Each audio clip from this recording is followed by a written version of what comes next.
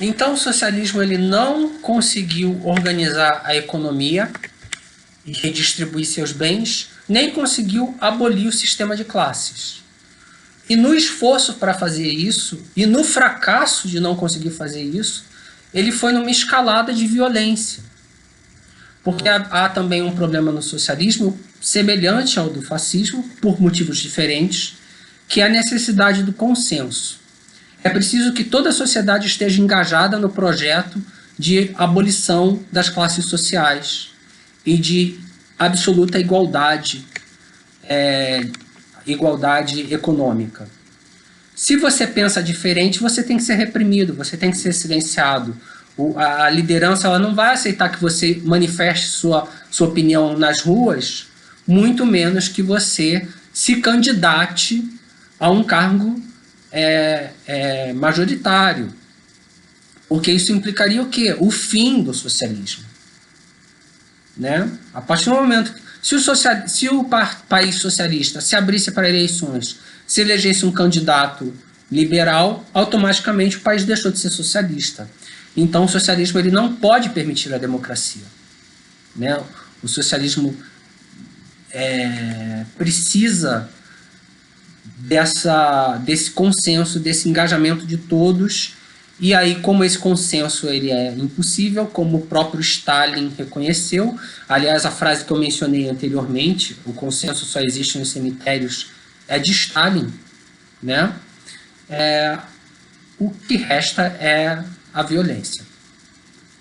Pois bem, houve uma terceira alternativa, que foi o New Deal. O New Deal, como eu mencionei, ele não é um plano do presidente americano Franklin Roosevelt. Ele foi o líder que teve a visão de implantar essa ideia que já vinha sendo gestada por economistas como John Maynard Keynes, como outros, como intelectuais que defendiam ideias reformistas, que era de mobilizar a sociedade, mas não de uma forma que exija esse consenso geral entre elas. É gerar um consenso mínimo em torno da democracia. E por que o consenso em torno da democracia, diferente desses outros consensos, é possível? Porque o consenso em torno da democracia é justamente o consenso de que todo mundo tem direito de se expressar e de pensar diferente. Mas além desse consenso da democracia, havia um outro consenso mínimo, que era: não vamos deixar ninguém morrer de fome, não vamos deixar ninguém desempregado. E aí o New Deal ele mobilizou a mão de obra americana em uma série de programas coordenados, alguns deles em grande medida pelo governo, mas também pela iniciativa privada. Isso os liberais de hoje não se recordam ou não mencionam, né? Houve uma participação da iniciativa privada para coordenar grandes programas que dessem à população emprego e um meio de ter renda. E o Roosevelt ele acabou se reelegendo 4 vezes para presidente dos Estados Unidos, e ele foi... ele tem uma declaração famosa, um discurso que ele fez, onde ele manifestava a visão política dele da seguinte forma: organizar a sociedade, estruturar a sociedade em torno de 4 liberdades: liberdade de religião, liberdade de expressão, liberdade contra o medo e liberdade contra a necessidade. As pessoas têm liberdade de religião e liberdade de expressão, quer dizer, as pessoas têm direito de pensar como elas querem, de seguir sua consciência, mas além disso, isso já era o que o Estado liberal garantia, mas além disso, liberdade contra o medo. Então, nós não vamos permitir que uma pessoa caia no medo do desespero do desemprego, né? Caia no medo do desespero de não ter suas necessidades básicas respeitadas, que é liberdade contra a necessidade. Se a pessoa está necessitada, o Estado vai lhe dar um apoio, ela não vai morrer de fome, né? E o Estado vai ter programas para combate ao desemprego. E note-se que mesmo dentro de um Estado liberal como é o que existe hoje, o programa de juros do Fed, ele busca equilibrar inflação e emprego. Ele não vai combater a inflação a despeito da alta do desemprego. Aqui no Brasil, as taxas de juros elas só se preocupam com a inflação. Elas não se preocupam com a taxa de emprego. O Fed americano não. E assim, o New Deal foi um marcador, divisor de águas na história não só dos Estados Unidos, mas do mundo. Dá para a gente dizer que até hoje o debate americano é pautado pelo New Deal.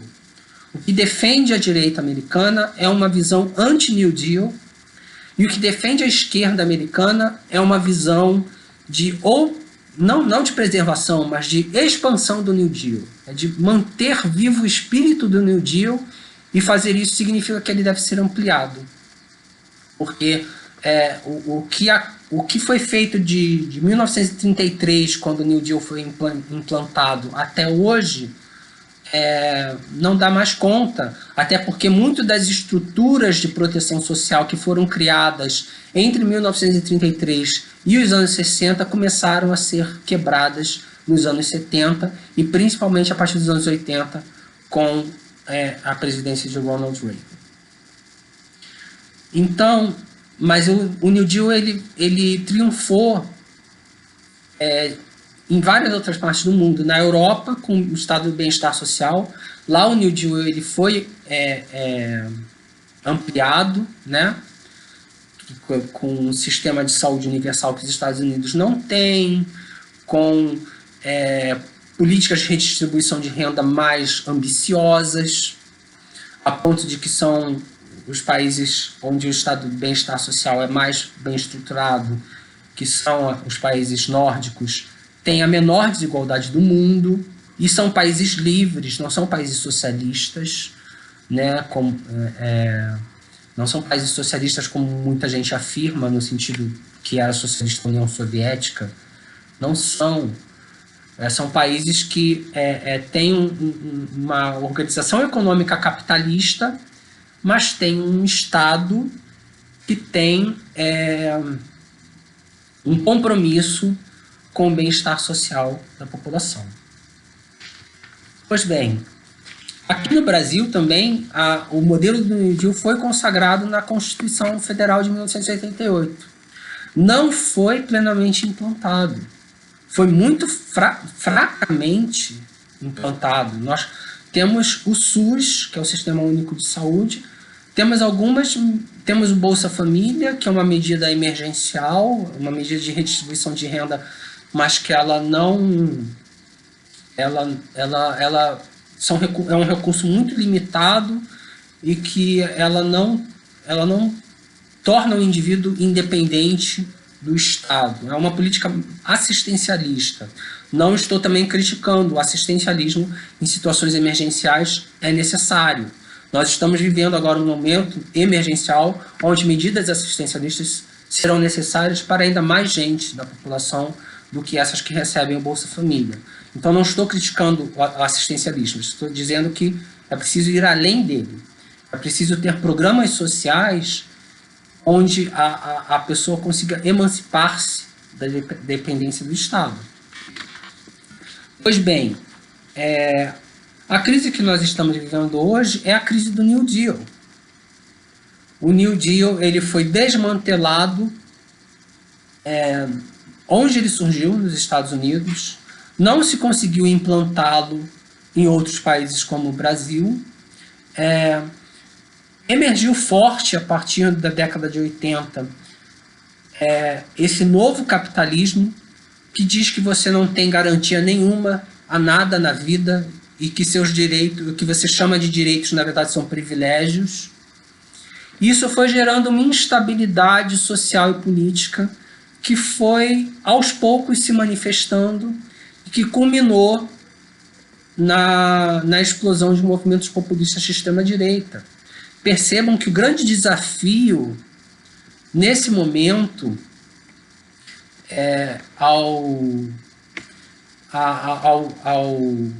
a estabilidade política mundial vem da extrema-direita. Mas, mesmo assim, a gente vê liberais, como no Brasil e em outros países, nos Estados Unidos também, né? Liberais se aliando aos neofascistas. Por quê?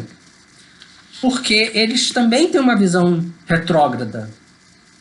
Eles querem a volta do Estado liberal, que não existe mais, que já foi refutado pela história, que cumpriu seu papel histórico, né? Naquele momento, pós-antigo regime, e até 1914, e se arrastando com muita dificuldade até 1929, o Estado liberal teve sua importância, foi mola propulsora de progresso, tanto econômico quanto social, mas se esgotou. E agora o que está se esgotando é o modelo do New Deal. Não está mais respondendo aos desafios de uma economia cada vez mais informalizada, cada vez mais informatizada, onde empregos estão desaparecendo, onde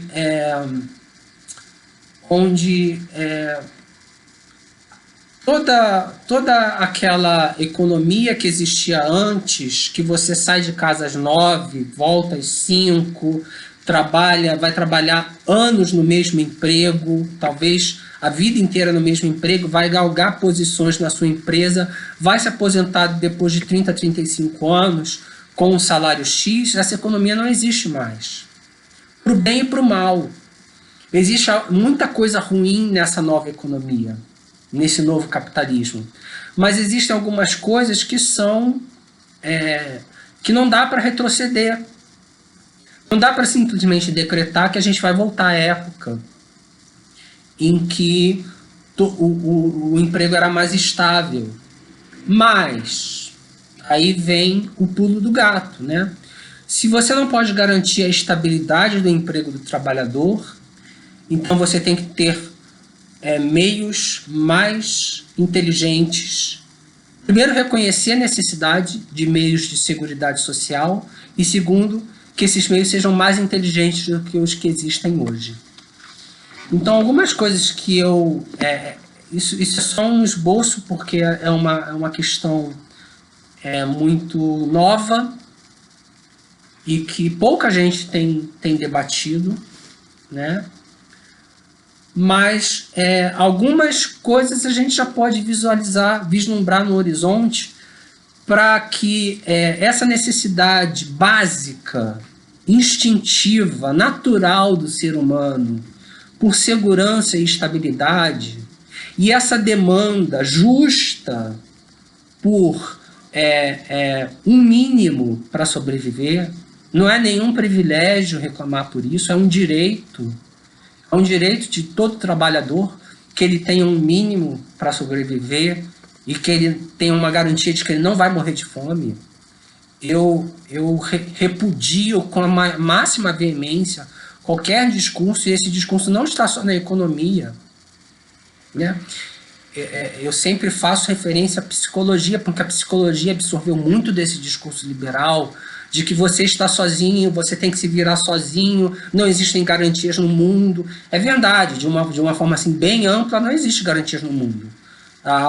O teto sobre o qual hoje eu estou vivendo, amanhã pode desabar. Eu não tenho garantia de que eu vou ter teto amanhã. Mas, a nível social, nós podemos e devemos construir garantias sociais para que todos os indivíduos dentro de uma sociedade tenham uma vida digna. Então, algumas sugestões, né? Muitas outras provavelmente virão. A renda básica já está em discussão. Até uns 10 anos atrás era considerada loucura, viagem, delírio do Eduardo Suplicy. Hoje, cada vez mais políticos e economistas discutem que o mundo vai precisar de uma renda básica universal, porque não vai ter emprego para todo mundo. Porque é melhor você ter uma pessoa ganhando uma renda mínima, universal, e movimentando a economia com essa renda, do que trabalhando como trocador de ônibus, que é um trabalho absolutamente obsoleto, estressante e desnecessário, né?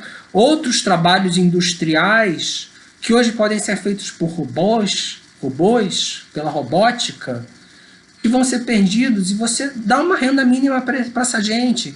E aí vai dizer assim, mas não tem como garantir renda mínima para todo mundo. Enquanto a pessoa recebe uma renda mínima, ela pode, como contrapartida, fazer um curso profissionalizante em alguma outra área onde haja demanda, ou fazer um curso superior, alguma contrapartida nesse sentido. É possível, é viável. Então, retomar ideias de redistribuição de renda e até de igualdade social. Eu acredito, por exemplo, que uma resposta para o dilema da previdência social é fazer o quê? Juntar um grande bolo, a contribuição de previdência social de todo mundo, juntar um grande bolo e redistribuir para todo mundo, igualitariamente, né? Do salário do executivo até o trabalhador que ganha salário mínimo.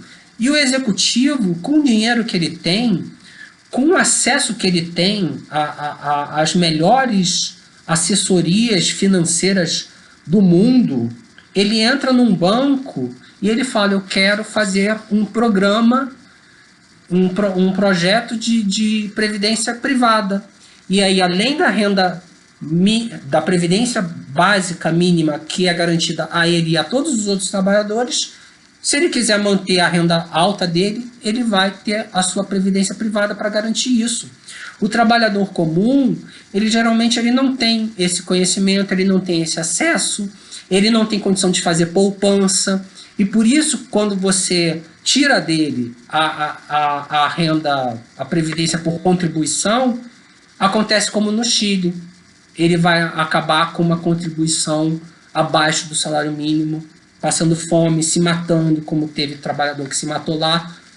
Enfim, é uma ideia de influência, digamos assim. Não é socialista, porque ainda haveria desigualdade na medida em que quem ganha mais vai poder investir numa renda complementar. Mas tem uma inspiração aí básica do pensamento socialista que pode ser resgatado. Nem tudo do pensamento socialista a gente precisa jogar pelo ralo, né? Outras duas questões importantes são a redução da jornada de trabalho, para compensar um pouco aí essa obsolescência de empregos, esse fechamento de postos de trabalho, mas preservando até onde possível o salário do trabalhador, e também a flexibilização da disciplina de trabalho, né? Através do trabalho remoto, que eu já discuti no vídeo anterior, através da flexibilização dos horários de trabalho. São alguns mecanismos que eu entendo que esse novo contrato social que está por surgir pode criar um novo consenso mínimo na sociedade, de democracia por um lado, de direitos sociais por outro, e dissipar esse medo, essa insegurança, esse sentimento de injúria e de injustiça que fomentam soluções autoritárias e que fomentam o fascismo e que fomentam a desolação, né, a depressão, as doenças sociais as doenças mentais que estão se espalhando pelo mundo. Então, assim, o coronavírus ele veio para trazer algumas dessas ideias à baila e mostrar que elas são possíveis.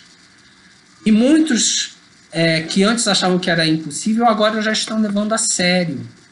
E agora nós precisamos fazer a conexão, por isso esse vídeo teve que ser longo, fazer essa conexão entre o que foi o que são as necessidades geradas pelo coronavírus e o que são as necessidades que já estavam latentes na sociedade e que, se não forem atendidas, nós estamos caminhando aí para uma convulsão social. Não sei se uma terceira guerra mundial, mas algum tipo de convulsão social. Talvez uma difusão em massa.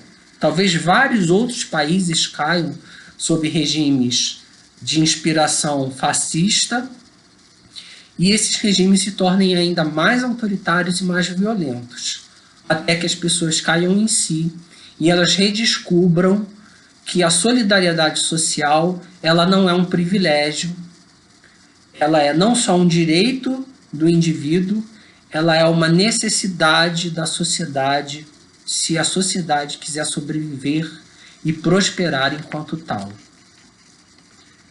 Então é isso, meus amigos. Acho que era isso que eu tinha a dizer sobre esse assunto, sobre coronavírus e novo contrato social. Eu vou pedir para o Glauber deixar linkado os textos onde eu argumento em defesa desse novo contrato social. E até a próxima.